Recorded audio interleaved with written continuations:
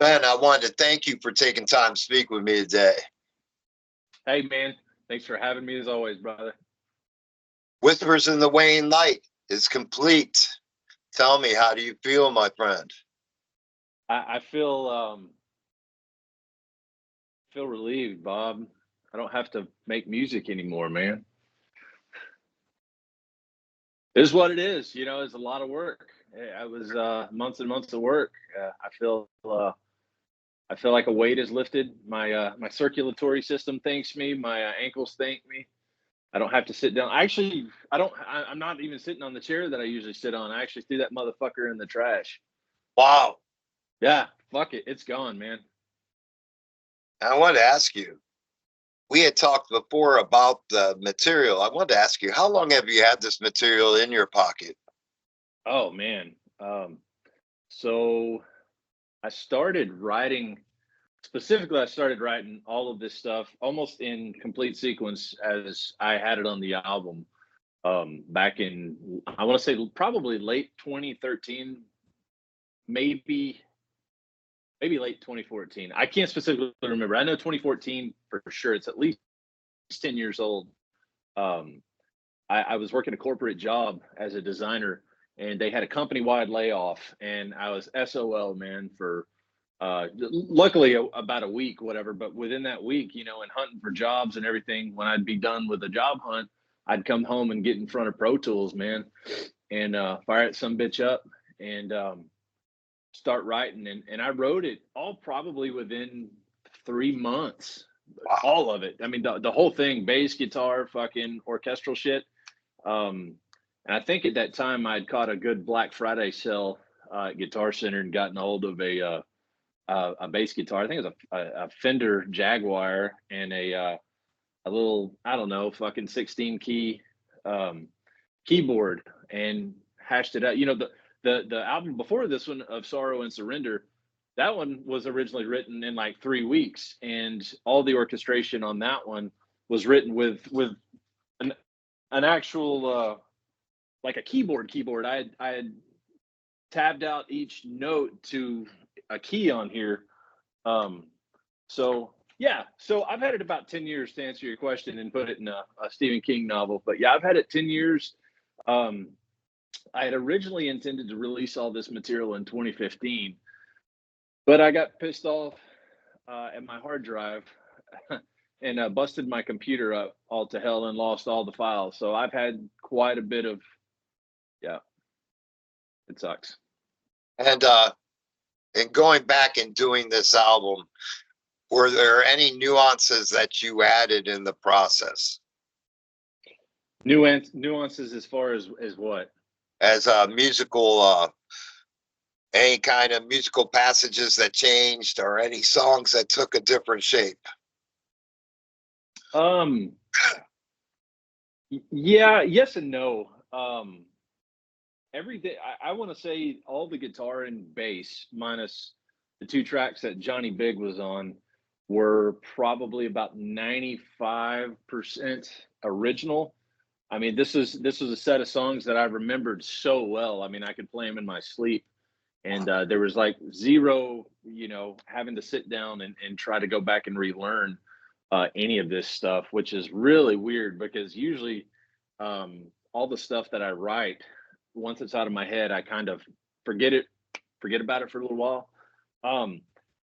Yeah, there was 2 or 3 tracks probably, as far as like orchestral stuff goes. Towards the end of the production situation, after hundreds of listens through the son of a bitch, I decided to ad lib some parts on there for the orchestral stuff, violins, cellos, etc., whatever, pizzicato, spiccato, staccato, whatever the fuck you want to call it, whatever. I'm not trained in any of this shit. I just kind of do what sounds good. So it's a lot of it's probably against the grain, but yeah, there were some really last minute decisions that I made. These, it's a tough decision, when you're writing an album, when you have a creation of any sort. The notion that you have in your head what you think it's going to sound like when it's done.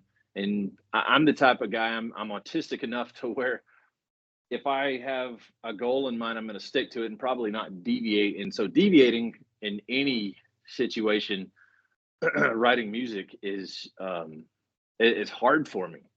Mhm. So adding that stuff last minute and saying screw it and send that son of a bitch to to print, man, that was really tough. That's a really tough ordeal for me.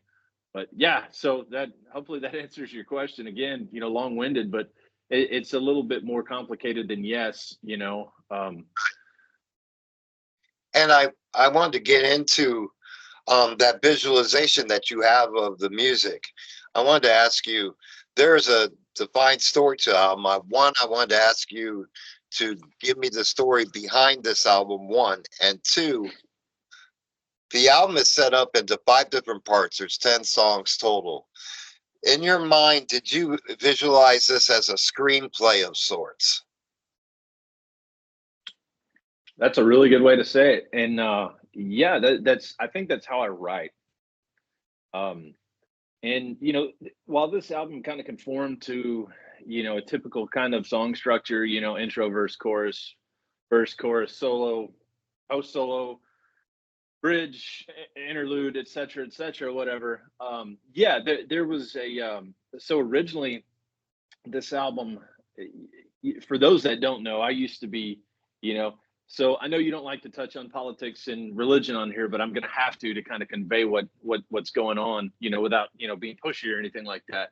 Um, I'm kind of a born again Christian type situation. I found God in 2017, 2018. I think He found me and got me out of a pretty raunchy existential crisis. And prior to that, I was pretty anti religion, anti God. I had a reverence for God. I thought my ego got the best of me, and I thought that I was better.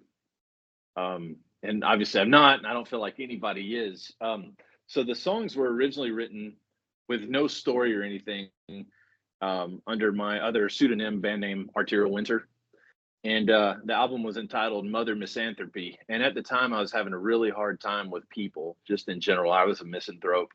I didn't like people. I hated people. They suck. I mean, they still suck, but I don't want to write an album about how much I fucking hate them. It's that's behind me. And so, I look at it as kind of a gift that the songs were lost and I wasn't able to release them in the state that they were in with all that, negative energy behind them. And I'm really, really thankful for that. So yeah, so going back to your original question, just kind of with a little back briefing on that. So the album's written, it's kind of generic. I like to write all of my stuff with the intention of the end user coming up with their own story. I personally don't, I write lyrics. I don't ever put them to it because I think people should be able to interpret. I think it takes a little bit higher level of thinking to listen to a song that doesn't have lyrics and you can interpret what's going on. So basically, anybody watching has been around for the past 4 or 5 years and they've seen what governments have done. They've seen just basically, without getting too deep into it and pushy, the overall deception um, of things that have been going on from all facets. Politics, religion, just deception. And I wanted to kind of convey a dark to light situation with the album. Um, how influential things can be for people, be it money or fame, vanity, lust, greed, whatever. It's and we're all none of us are above that. We're all Sure. hooked by it in some regard through our lives. I have been. I'm sure you have been. I'm sure a lot of people listening have been as well. So yeah, it's broken into 5 chapters. Obviously, you are narrating throughout those chapters, and you played the part of you call it the devil, negative energy. I call it the morning star for just kind of for reference, whatever. And your quotes, your narration, they're what 5 6 lines each, give or take, whatever, kind of poetic. I don't know whatever um pentameter iambic that there is to it, iambic pentameter, whatever the fuck it's called. um there's not really a a rhyme or anything to it or a cadence really. Um, and the Morning Star slash the Devil, you know, he kind of goes from confident in how he manipulates, and of course, he, the devil, being whatever vice it is that gets a hold of people. Just to be clear, I'm not specifically necessarily talking about the devil. Goes from almost overconfidence to lights out, basically. Sure. And the end of it, you know, i.e. Whispers in the Waning Light, you know, the album just, oh man, it came to me, and I was like, wow, while the sun's going down sometimes and it feels like hope is fucking gone, Sure. there's hope dies last always, and there's always going to be a resurgence, and people, you know, even if it's outlawed, people are going to be talking about ways to overcome. You know, we're spiritually, there's more to us than just sitting around and playing our PlayStations and fucking playing on TikTok and Instagram and whatever. And, you know, in the darkest, I think that's when people find something really deep within, something really, you know, guttural, and they decide it's time to overcome. And so that's basically what the album's about, you know. And I hopefully illustrated that musically, you know, because it starts off, I mean, it's not the heavy shit in the world. I don't play super heavy stuff, but it it starts off almost kind of dissonant, and then as it progresses, it gets more melodic and friendlier, you know, for the user. And one of my favorite moments of the album is at the very beginning of the album when the guitars kick in. It comes in like thunder. It's very, it grips you right away and gets you into the song and gets you into the track immediately. It takes you from 0 to 100 right now. And I love that asset of that song because it really hits hard. I wanted to ask you as well. At what stage did you decide? We talked about my involvement with the album. Yeah. What stage of working with this album did you decide to add guests to the album? Well, that's a great question, man. I was hoping you'd bring that up. You know, if not, I was going to bring it up. So, you know, I'm a big fan of sharing. You know, you're my friend, Cody's my friend, Johnny's my friend. I hope Martin's my friend, and my buddy Tyson. We're all friends, right? And we all share a common outlet, um, and a passion for music, be it listening to it or playing it. And you know, we had talked about it, and at the beginning, I was thinking about how I could incorporate, because it's, for me, working with other musicians is kind of tough. They said I'm autistic to a point to where I don't want to necessarily hold the reins all the time, and so creatively, it's kind of hard for me to let go of that. So Johnny Big, you know, he's the bass player for Ted Nugent. Currently, he toured with him last year. 2023, I think, is when he started. He's known him for a long time. I've known Johnny for about 6 years, give or take, and he works across the street from me. And he used to come in, and he told me he was playing bass and blah blah blah and everything. It's like, oh, cool, cool, yeah, yeah. And so after my first album came out, I gave him a copy of it and said, hey man, let's do it. Tell me what you think. And he said he loved it. Gave him the second one, and he's told me every time I've seen him, basically, up until I asked him finally. He said, hey, motherfucker, if you ever if you ever need any bass laid, let me know. I was like, I'll let you know, man. I promise. You know, and honestly, I wanted to in the last album to reach out to him, but it was such a tedious process front to back. I mean, my grandmother died right after the album came out, or she was really sick leading up to it, I should say. Whatever, it's like after the album came out, it didn't matter. But I was having a tough time. I was drinking a lot, man. I was borderline fucking alco. Um, I wanted to ask him, and this time I'd ask him about it, and I said, you know, it's kind of, I guess, for everybody, you know, like when you start a band, you kind of interview folks, whatever. I wasn't necessarily interviewing him because I knew what he was capable of. It wasn't a question of if, it was just how. And so before I even started, I think I ended up asking everybody except for Martin. I was not gonna lie, I was nervous as shit asking Martin. So I hollered at Johnny and said, "Hey, you want to do bass?" He said, "Fuck yeah, I've been waiting for this opportunity." So I sent him 2 songs. Um, no bass is written for him, which was great because I could have done it, but I didn't want to rush the situation. Johnny can do it. I wanted him to. I said, you got full creative fucking reign, man. Same thing with Cody from Folklore. I reached out to him and said, hey, would you be interested in doing this? He did perfect job. Tyson and I, we knew what each other were thinking because we wrote the song together, and it wasn't like I was only giving people a narrow part. That was really just kind of the only spaces that I had with this album. You're moving forward, there will be plenty of other opportunities.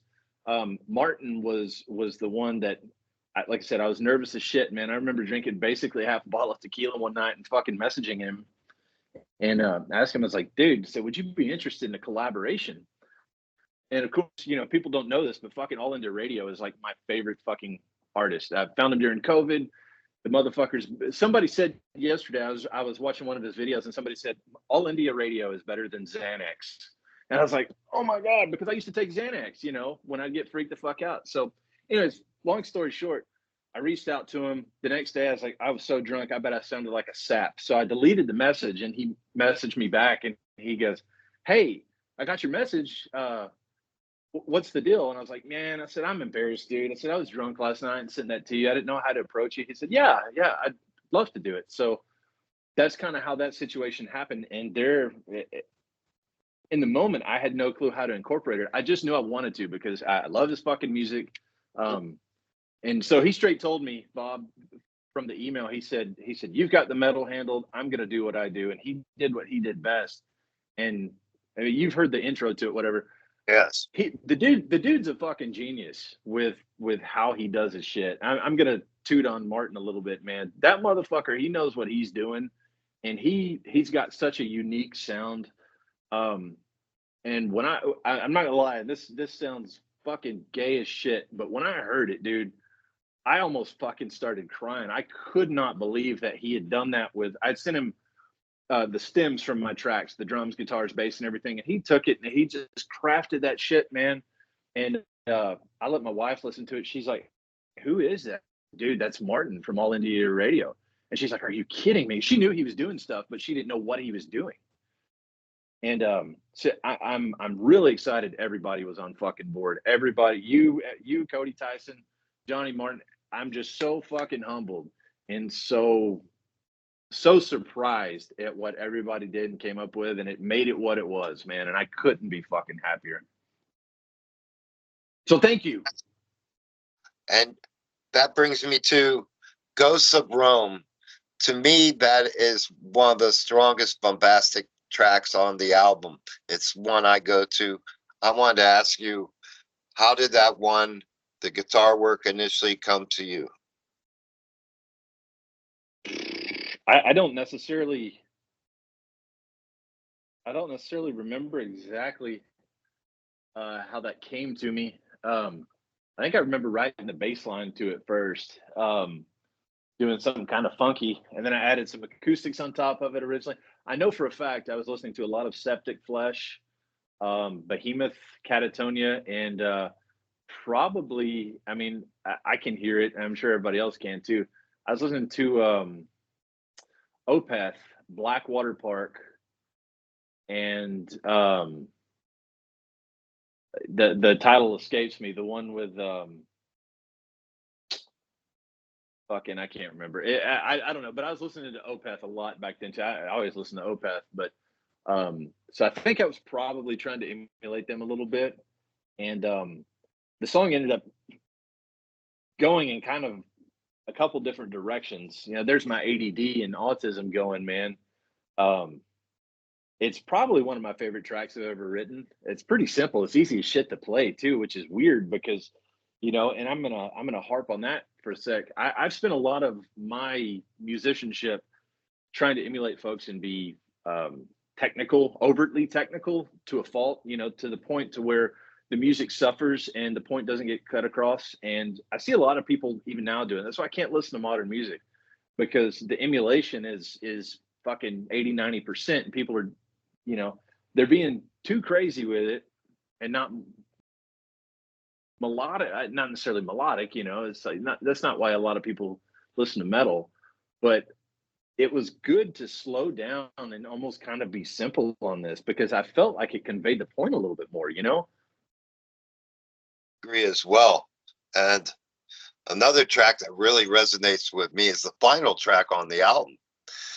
Um, I wanted to ask you, that piece alone itself is like, to me, it's the point of the album where we're reconciling everything that has happened beforehand, and we're putting it into a box, and we're summing it all up at that point. It's like the summary part of a book or a play where we come to a finalization of what happens.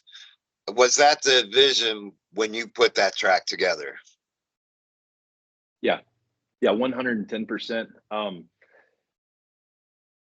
Whether or not it comes across like that or not for a lot of people, there was 110% an intention of building a story throughout that. So yes, I wanted the final thought of the album to be kind of like the epilogue, ending Mm. credits type situation to it, and yeah, and kind of speak to and about the rest of the tracks. Yeah, and I think you do that very well. It is easy for me to feel that in the music and the passages in it. And now we've talked about the album. I'd like to talk to you, my friend, of what lies ahead for you. You have, of course, a well-deserved break ahead of you, but what lies ahead for Nana Winston? What lies ahead for Nana Winston, Bob? That is a great question. Um, at this point, a month ago, if you'd asked me, I'd have told you exactly what lies ahead. Right now, after just completion, um, yeah, I'm gonna take some time off. I'm still gonna play guitar, still gonna write. Um, so from here on out, man, I guess everything's gonna be kind of new. The past three albums have been a trilogy of music that I have had in my head for many years, man. And so it's this is new horizons for me. I'm not gonna be too specific about it. I don't want to do another album like I've done for sure. Going back to the whole Opeth situation as an influence, one of my favorite albums by them is Damnation, and a lot of people I don't think like that album for whatever fucking reason. They're high. Um, Right. I can. It's just so peaceful, and it still retains every bit of Opeth, but their songs aren't as. I guess they are. Opeth songs are long, whatever, but they're not as necessarily dynamic. They were softer. I've got about 20% written of some new Nano Ins and stuff that me and Johnny are going to start working on. And of course, I'll get you involved and everybody else. I definitely like to reach out to Martin for sure on this one. I think he could probably be a lot more, um, have more creative leeway on it because it's not going to be just a wall of fucking distorted guitars and orchestral shit. But I want to do a lot of acoustic type stuff, cleaner stuff. I've got a badass Mesa Boogie dual rectifier preamp that the high gain shit on it was fantastic. Now I want to see what the low gain does, man. With some fucking badass DiMarzio pickups and some coil tapping. So that's basically what lies ahead. But before I fucking do anything, man, I'm gonna play a bunch of fucking Xbox with my brother and kick my feet up and hang out with the wife, man. Hell yeah, man. You deserve the time. And, you know, this may sound however it sounds to whoever hears it, but you know me, I don't ever beat around the bush about anything.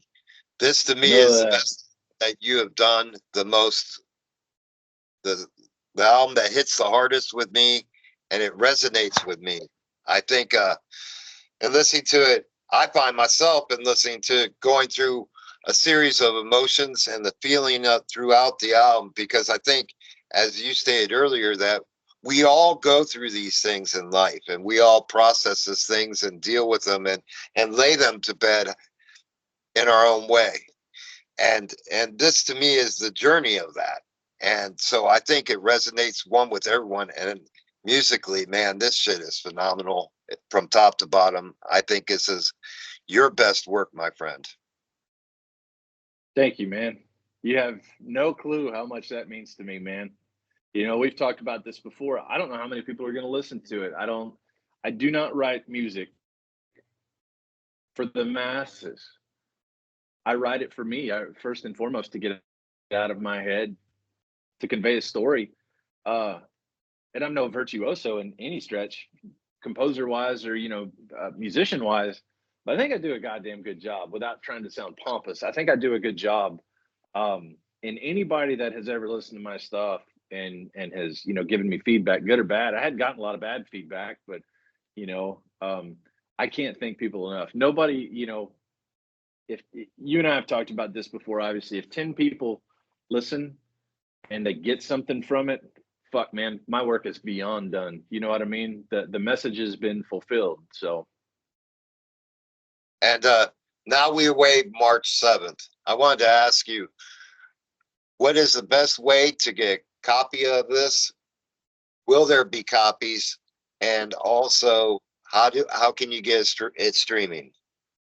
so the physical copy situation, I'm working on that currently. I had some financial shit happen, and I had already planned to have these ready to rock and roll, and they still may be ready. I've just got to be kind of clever about it. I will have probably no more initially than 100 copies, and 20 or 30 of them are going to be reserved for you, Martin, Cody, Johnny, Tyson, and some people, giving them out promotionally. I'm not going to sell them locally, whatever, and I'll sell them to people. If they want it, whatever. But I'll have to let you know about that, whatever. I definitely love to, but I probably won't have more than 100. But yeah, you just have to kind of stay tuned for that. My at Nano Winston official on Instagram. I don't have any further news about that. But as far as streaming the motherfucker, if you want to support Nano Winston, which I'm not asking you to, you can pay what you want. And I've got coupon codes for 50% off the entire discography. I'm not looking to get rich. That was never the goal. Money was never the goal. You can go to bandcamp.com and look me up, Nano Winston, NANAWINSTON. Apple Music, Amazon, fucking TikTok, or whatever the hell it is now. It's everywhere. You can find Nano Winston everywhere, all major digital streaming platforms. But if you want to support it, Bandcamp's the way to go. That's for any independent artist. Cody, he's one of the, Martin, All India Radio, Observers, Folklore, Evergreen Recordings. Go support those guys. That money goes directly to them, instead of having to fuck with royalties with Apple Music and everything. I hadn't seen a cent of any royalties Apple Music, and I hope I never do. It's a whole nother thing for the tax man to get a hold of it. And lastly, I wanted to ask you, if you could give a message to your fans, I want to give you the floor so you can speak to your fans and talk to them about this album and what it represents and what it means. And at the end of the day, what they mean to you, your fans. My fans, find a reason to overcome what's bothering you. Find a reason to look for the light in the darkness, because some people don't want to. It's easier. It's easier to hold on to shit like this right here. It's fun. I enjoy it. It's something I'm trying to find the whispers in the waning light when it comes to shit like this. To overcome my carnal instincts. Try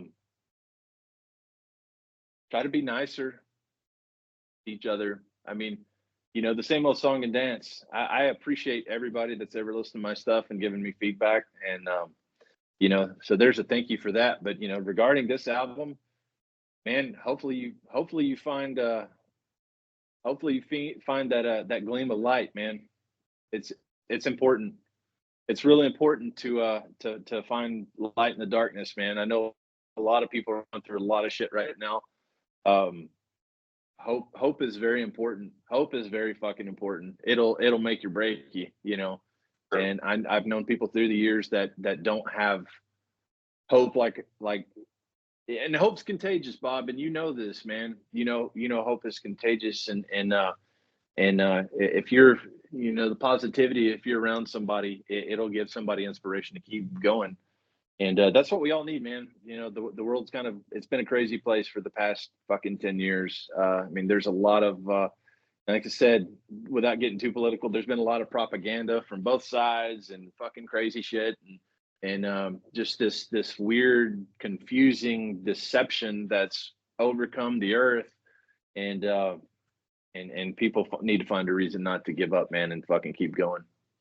And I love them. I love everybody, man. I may not like them, but I do love them. And I wanted to take a moment, my friend, to thank you personally for letting me be a part of this project and for being a great friend to me, as always, my friend. And one thing I know, I hope that lies ahead for Nana Winston is an album review soon. That's not up to me, man. I mean, it's waiting in the wings for us, my friend. Yeah, well, that's musical nepotism if I've ever fucking heard of it. You know what I mean? No, Bob, I appreciate, as a final thought, this should have been a first thought, but I 110% can't thank you and Cody and Tyson and Johnny and Martin enough. I mean, you guys have no fucking clue. Not a yes, I told Martin yesterday, I was talking to him, and I told him, I said, man, I said, let me send you some shirts, man. I wish I could buy everybody. I wish I could buy everybody a fucking yacht, just to show my appreciation. And there'll, for you and everybody that has partaken on the album, there will be more opportunity. I promise that. So that's also what lies ahead too, kind of to answer your question.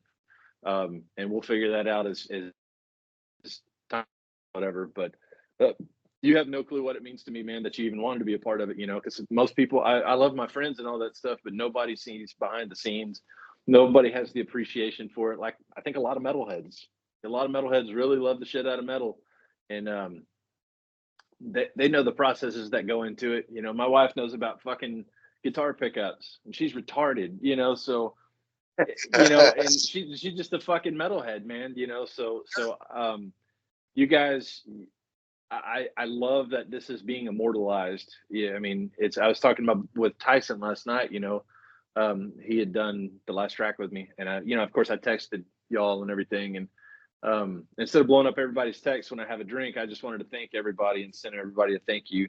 And I told Tyson last night, man, I was like, God damn it, I can't believe it's immortalized now. I've been wanting to do that.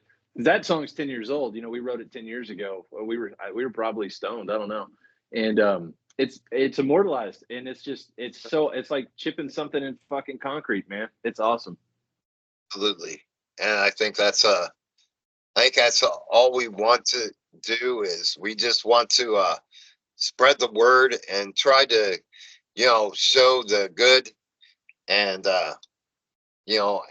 just represent music the best way that we can, in your format as delivery music and mine as bringing out artists, try to keep the metal community alive and evolving. I think, we've talked about a million times how, people get stuck up in the same things and they don't evolve. And, uh, music's like life. We all have to evolve. We all grow. We all expand our horizons. If you don't feed this, you lose this. So You lose you it. need to feed it today. Yeah, it's awesome, man. Yeah, keep the faith, dude. Believe in God or not, keep the faith. Keep going, keep growing. Well, thank you, my friend. And you have a great rest of your day. I'm gonna, brother. You as well, homeboy. Cheers.